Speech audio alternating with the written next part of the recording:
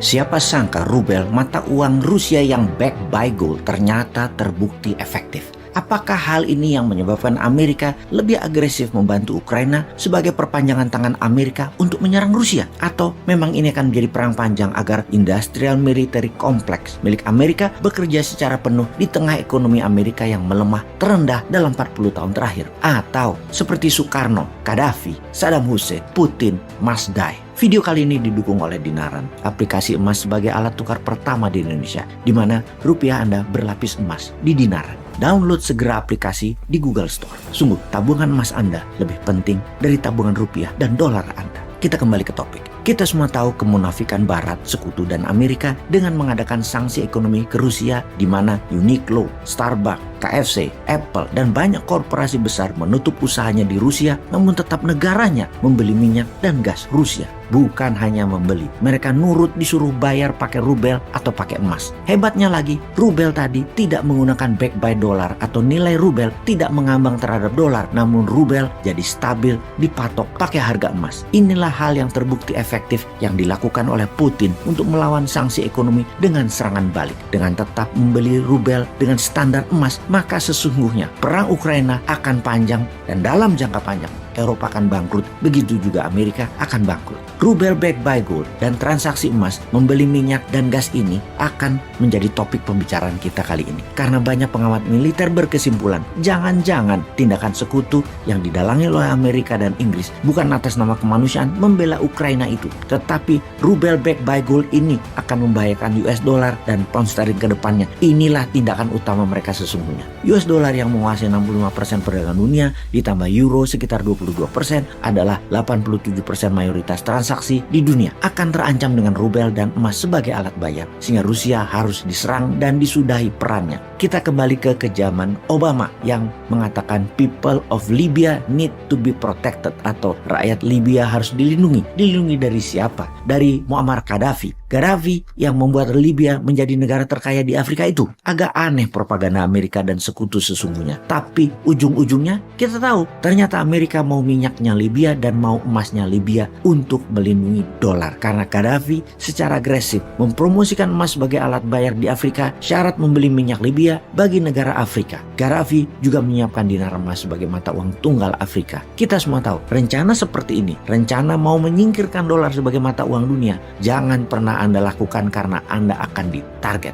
Libya kencang mempromosikan mata uang emas ini sejak tahun 1996 sampai tahun 2000 yang mendapatkan tanggapan positif dari banyak negara Afrika. Bahkan di puncak serangan intervensi Amerika ke Libya, Gaddafi masih bisa membuat pertemuan dengan banyak kepala negara Afrika dan negara Islam untuk bergabung menjalankan mata uang emas sebagai alat pembayaran yang membuat Amerika mempercepat agresi militernya. Dengan membuat transaksi menggunakan emas akan menantang dolar dan euro yang akan membuat ketidakstabilan harga dolar dan menggeser keseimbangan ekonomi dunia ke arah negara Afrika. Juga membuat kekayaan sebuah negara devisanya bukan lagi seperti yang dibanggakan seperti saat ini. Banyak-banyakan cadangan dolarnya, tetapi seberapa besar cadangan emasnya. Pada saat itu, Libya punya cadangan emas 144 ton. Inggris punya 3 kali lipat, mendekati 450 ton. Namun penduduk Inggris 10 kali lipat penduduk Libya. Jadi ketika minyak Libya dibayar harus pakai emas, maka Amerika terancam. Gaddafi harus jadi pendosa dan rakyat Libya harus dilindungi. Pala lo bau menyan.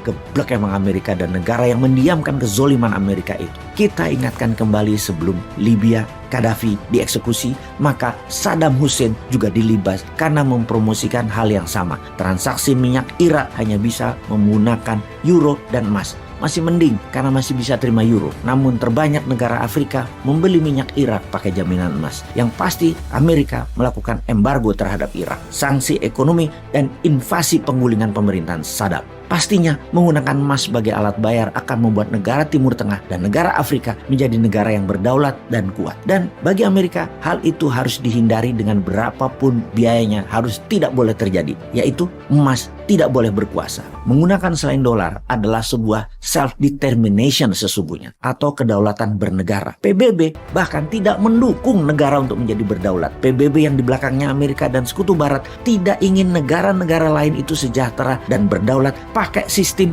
di luar sistem mereka, yaitu sistem dolar. Ketika OPEC dan negara penghasil minyak bumi kompak tidak menggunakan dolar sebagai alat bayar, ini akan membuat negara yang lapar minyak bumi, negara besar dunia, akan tidak bisa membeli minyak tersebut karena dengan mata uang dolar atau pound sterling, mereka bisa mencetak uang itu sendiri dan membayar harga minyak bumi tadi. Tapi kalau pakai emas, keterbatasan jumlah emas yang mereka miliki akan membuat harga emas naik, harga minyak bumi dibayarkannya jadi makin mahal. Negara penghasil minyak tadi akan menjadi negara kaya. Bukan Amerika, Eropa, bahkan Tiongkok yang kaya. Mereka, negara-negara pembeli minyak tadi, Amerika, Eropa, dan Tiongkok malah bangkrut atau tidak pernah bisa sebesar sekarang ini. Jadi kembali ke Ukraina, kembali ke rubel backed by gold sebagai pembayaran transaksi minyak dan gas Rusia pakai emas atau rubel yang dipack dengan harga emas. Hal inilah yang menjadi alasan utama mengapa senjata perang mulai mengalir dikirim ke Ukraina. Tujuannya bukan kemanusiaan, tujuannya jangan sampai rubel menang dan emas berkuasa. Kalau Indonesia gimana? Dukung emas atau